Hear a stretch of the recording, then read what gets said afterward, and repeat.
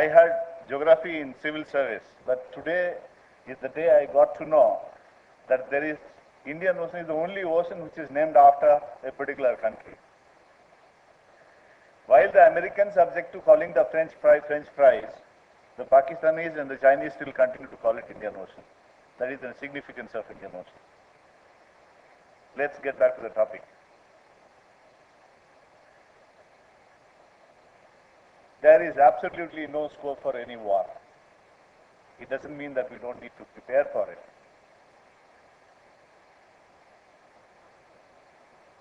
You don't really need to be a student of international relations or strategic studies to know that war is not in sight. But terrorism, it looms large on us. In spite of all the effort that we are taking to improve regional cooperation through SAARC, things have not improved. Terrorism is a real time and real threat on us.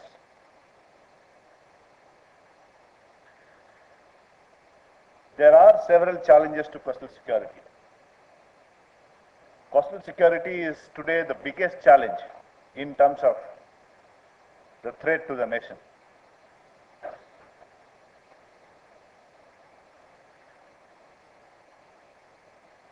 You would understand that the volumes, the speed, and the sophistication of activity that's going on the coastline is increasing very, very fast. New ports are coming, new vessels are being acquired. You would have heard incidents of collision inside and outside the harbor. It's not very long from now when you would witness the activity along the shore, on shore, and offshore, so much that it would need a traffic regulation.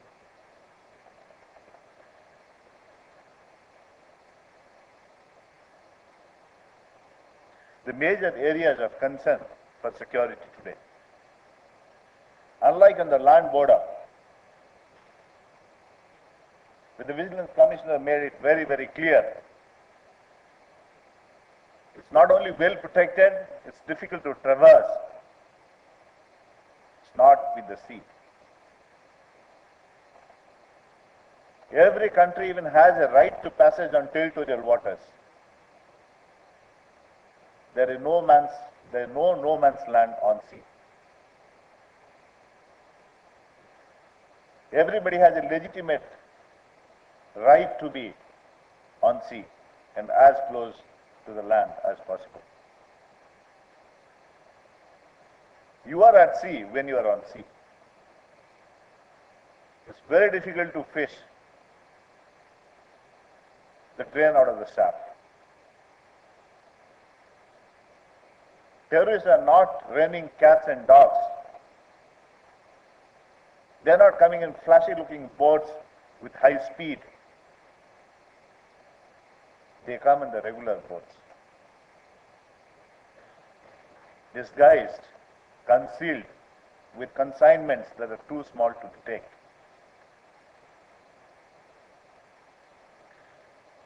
Today we are talking about huge investment in surveillance equipments. All kinds of surveillance equipments. Radars, UAVs, you name it. On LRITs, a lot of things that any solution that's available in the field of technology, we are trying to implement. There is no escape from it. But if you understand the security scenario, if you have an accurate threat perception, you will understand that they will not provide the necessary solution.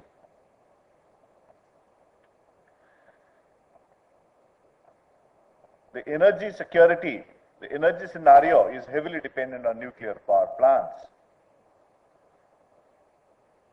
Our energy requirement is jumping every year.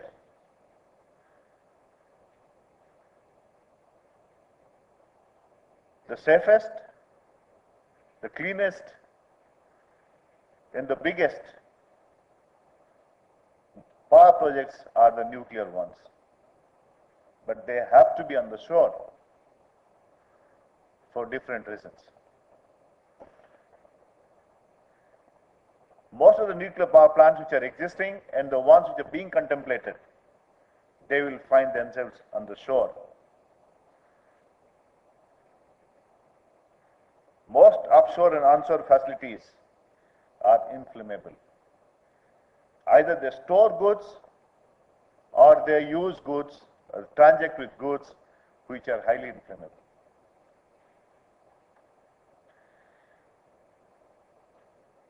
Talking about empowerment of the men, the common man and the fisherman in particular. You heard an elaborate speech on that from the commissioner. I have been dealing with the fishermen for quite some time and interacting with them very, very closely. The fishermen traditionally are not greedy people. They will not take much of a work. Either they'll do fishing or they'll do nothing. They would not support an element who tries to attack this country.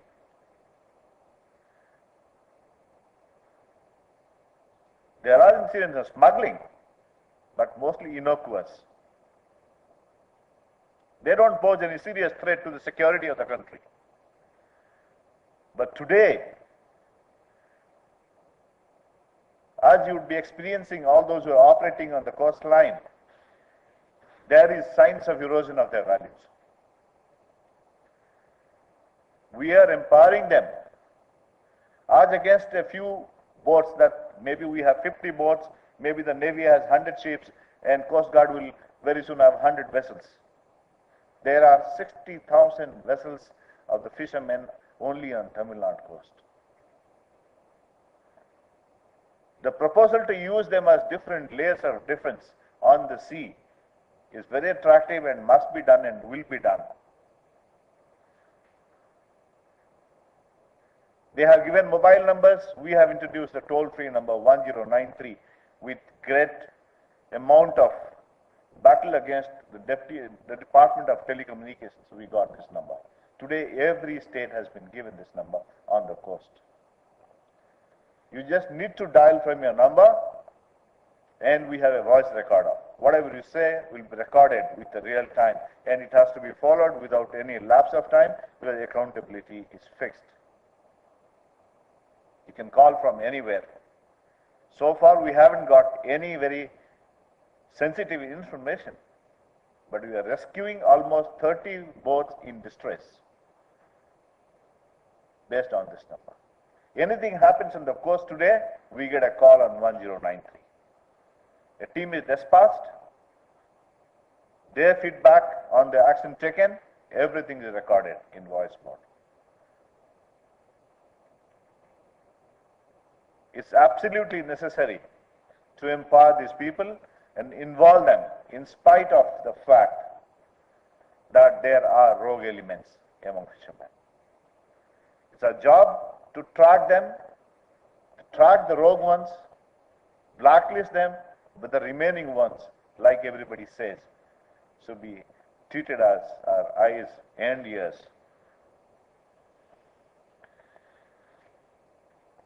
There are so many agencies and they are growing on the sea, onshore and offshore.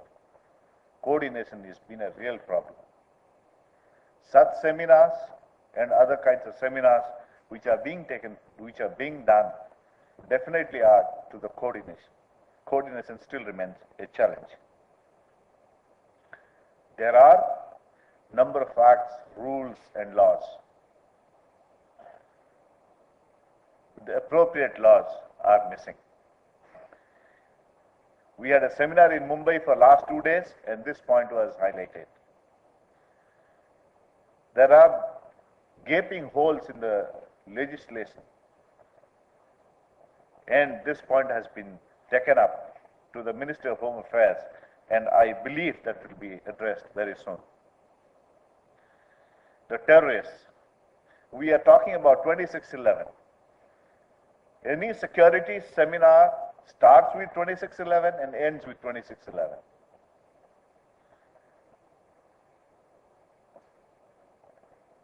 You will not see a repeat of 2611.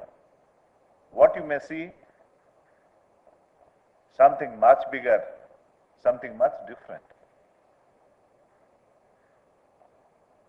You can launch a missile from several kilometers on a nuclear power plant, on an ONGC facility, on a harbor with storage facilities.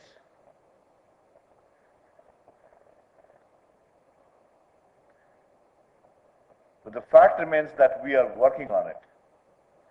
Every seminar is a brainstorming operation wherein all these things are also being considered.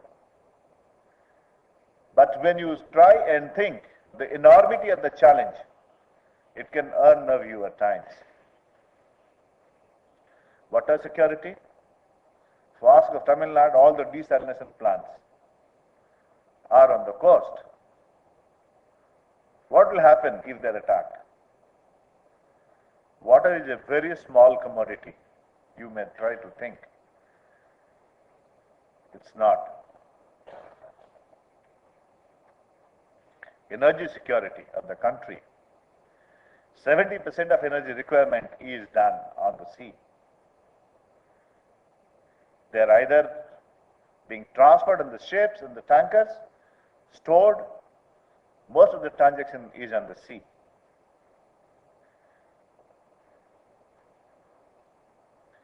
Intelligence is very limited. It has a serious limitation on water. The time lag between the receipt of the information by the security agency and the time necessary to act.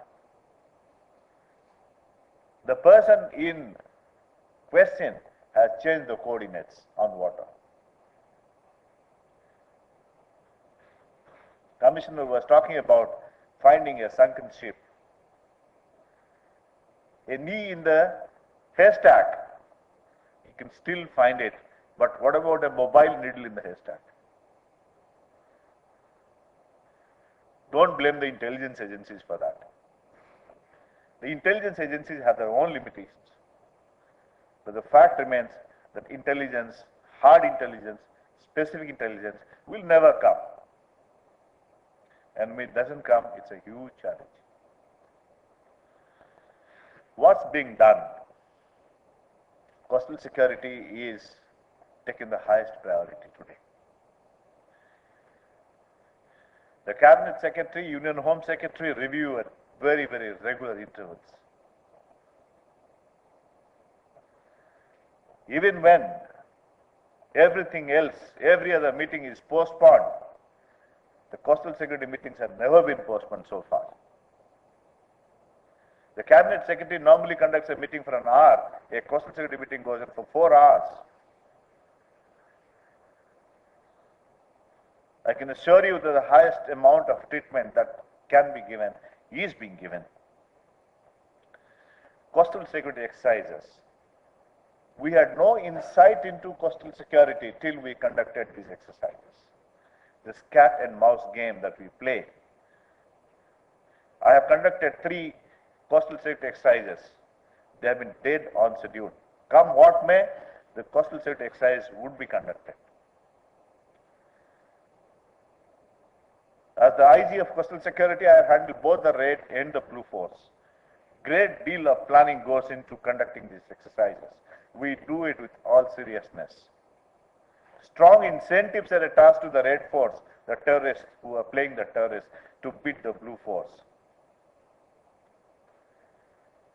They being policemen with the acumen, they have applied themselves to the maximum to beat the Blue Force. These exercises have been conducted. What is more important, all this has been documented in great detail. The Red Force, the time it takes off, the logistics that it organizes on land, the way they traverse into the sea, and the way they hijack a fishing boat, they come in the minute to minute documentation has been done. for both the blue and the red force. It has given us a very clear insight into how a red force or a blue force will think in a given circumstance. Based on this, the planning is being done for phase 2 of coastal security scheme. Navy, Coast Guard, Police, everyone knows that they have put all their might into this. Maritime domain awareness is an initiative which is being done by the Indian Navy. Like plethora of organizations on sea, there must be an apex body who keeps track of this. It's an enormous responsibility. Enormous data is going to flow in. But data is not intelligence. There are serious limitations to marine domain awareness exercise that's being contemplated by Navy, but there is no escape from it. It's close to 1,500 crore project. It's being implemented with all earnestness. Intelligence agencies are now regularly meeting in MAC and SMART,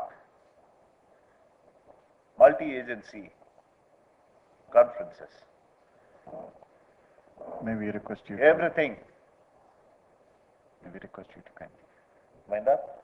Give me 1 minute. All right. Herein, every intelligence agency has to speak what it has. Earlier, you would just receive a letter from an intelligence agency saying that so and so is likely to land in so and so place. Today, it's face to face across the table.